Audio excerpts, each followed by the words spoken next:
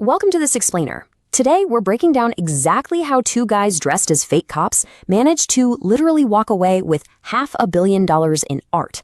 This happened in the early hours of March 18th, 1990, and honestly, it remains one of the most fascinating and frankly devastating operational failures in the entire art world. Let's get right into it. So, how did they pull it off? We're going to analyze the very specific security vulnerabilities that made the world's largest unsolved art theft possible. And more importantly, what modern museums can definitively learn from this disaster. We'll look at the institutional blind spots, the actual night of the robbery, and the totally baffling decisions made by the thieves. Decisions that have left investigators chasing ghosts for over 30 years now. Section 1. The $500 million heist. The stakes of the world's largest unsolved art theft. To really wrap our heads around the sheer magnitude of this failure, we've got to first look at what was actually lost when those museum doors were breached.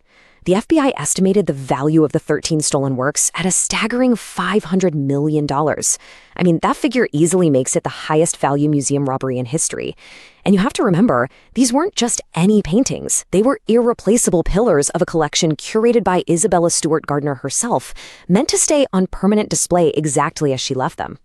And the stakes? They're still incredibly high today. The museum is currently offering a $10 million reward. That is the largest private bounty ever offered by an institution. And it's for, quote, information that leads directly to the recovery of all of their items in good condition. It's actually kind of heartbreaking. To this day, empty frames still hang in the museum as placeholders, just hoping to one day claim that reward. All right, moving to Section 2, an open secret of flaws, institutional vulnerabilities, and budget cuts. Now, the gap in their defenses was just staggering. While other local museums in the Boston area were using fail-safe systems like requiring their night watchmen to make hourly check-in phone calls to the police, the Gardner Museum completely isolated its guards. Seriously, the absolute only way to summon help in an emergency was a single, solitary panic button located right at the security desk. But here is the most shocking part. These flaws, they were a known issue. Back in the 1980s, independent consultants and the security director at the Museum of Fine Arts explicitly recommended major upgrades. But because of deep financial strain, the Board of Trustees just flat out denied them. They refused interior closed-circuit cameras because of the cost. They denied requests for higher guard salaries. So you had watchmen getting paid barely above minimum wage trying to protect $500 million of art. The museum didn't even have comprehensive insurance or climate control. These security flaws were literally an open secret among the staff. Which brings us to Section 3, 81 Minutes of Ruin, Exploiting the Vulnerabilities. Okay, so it all went down in 3 devastating steps. First, the two thieves disguised themselves as police officers, pulled up to the side entrance, and claimed they were responding to a disturbance. Step 2, they used the intercom to trick the 23-year-old guard on duty into buzzing them in. And remember, there was absolutely no protocol in place preventing him from doing this. Then, Step 3, this is the crucial point. The moment they were inside, they told the guard they had a warrant for his arrest and demanded he step away from the desk to show his ID. The second he complied, he stepped away from the museum's one and only panic button. The trap was sprung. Looking at the timeline of that night, it reveals a devastatingly calm execution. At 1:24 a.m., the thieves were admitted. Within just 11 minutes, both guards were handcuffed, blindfolded with duct tape, and tied to a steam pipe down in the basement.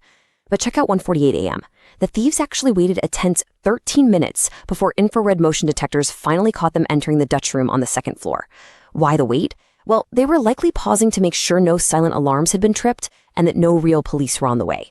Once they knew the coast was completely clear, they spent a full 81 minutes just freely looting the museum before casually walking out the door at 2:45 a.m. Section 4, Missing Masterpieces, a puzzling haul of priceless and valueless art. So we know how they did it, but what exactly did they take during those 81 minutes? This is where it gets weird. The thieves' choices have completely baffled experts for decades now. I mean, they brutally sliced a $140 million Rembrandt seascape, his only seascape, by the way, straight out of its frame with a blade. But then they completely ignored other massive, incredibly valuable masterpieces in the very same museum, like works by Raphael, Botticelli, and Titian. Instead of taking those, they spent time unscrewing a relatively valueless brass French imperial eagle finial from a flagpole and grabbing an ancient Chinese beaker worth maybe a few $1,000s. This bizarre mix pretty much proves these guys weren't sophisticated art experts fulfilling some high-end black market hit. They were just opportunistic amateurs. However, amateur or not, they did manage to steal the absolute crown jewel of the collection, The Concert, by Johannes Vermeer. Because there are only 34 known paintings attributed to Vermeer in existence, this single piece accounts for half the value of the entire theft. At an estimated $250 million, it's widely considered to be the most valuable, unrecovered stolen object in the world. Section 5. The Dead-End Suspects. Why the trail went cold. You have to wonder, right? Why, over 3 decades later, hasn't a single piece of this art been recovered? Well, the FBI hit a massive brick wall almost immediately. First off, there was a shocking lack of conclusive physical or DNA evidence left at the scene. Secondly, the investigation inevitably zeroed in on the Boston Mafia, which, at that exact time, was violently tearing itself apart in an internal gang war. Because of all this chaos, investigators had to rely on pretty unreliable undercover informants, sting operations, and just plain rumors to try and piece together where the art went. And the ultimate tragedy of the whole investigation? Almost every promising lead the FBI developed seemed to end up in a graveyard or a prison cell.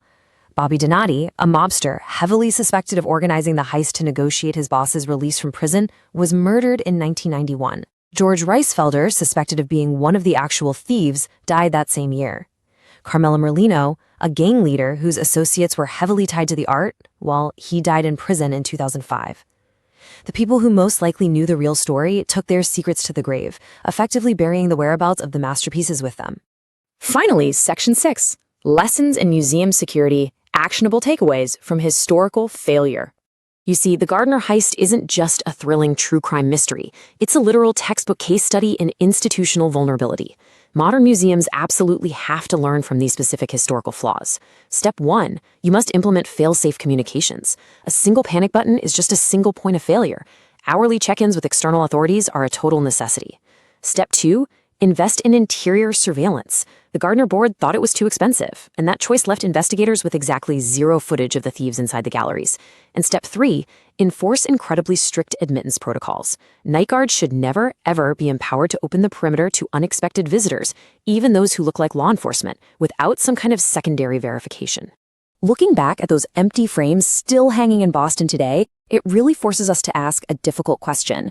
What operational vulnerabilities are our institutions ignoring right now simply because of the cost? History shows us pretty clearly that when you balance the budget by cutting security, you might just end up paying for it with your legacy.